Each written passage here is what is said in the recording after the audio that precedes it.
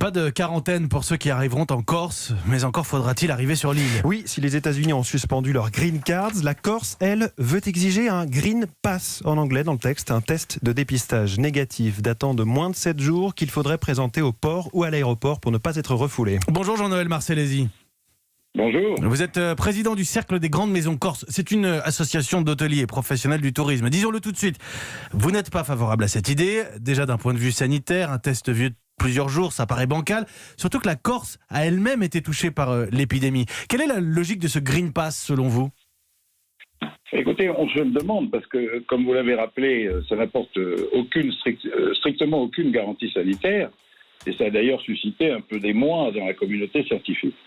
Et je crois qu'il y a plus grave, parce qu'en voulant imposer aux fidèles de la Corse ou à ceux qui voudraient la découvrir cet été, de montrer patte blanche en quelque sorte avant d'arriver, on leur adresse un message de suspicion profondément répulsif et pour tout dire choquant. Je crois que si on avait voulu donner le coup de grâce à la saison touristique, on ne s'y serait pas pris autrement.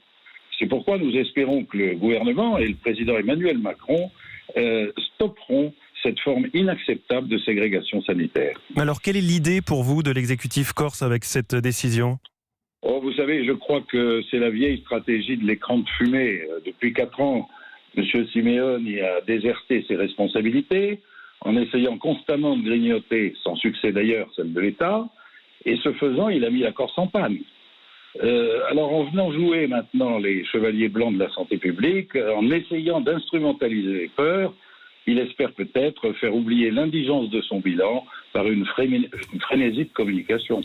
Merci Jean-Noël Marcellesi, ça a le mérite d'être clair. Président du Cercle des Grandes Maisons Corse, invité de journal de 8h d'Europe 1 en direct ce matin.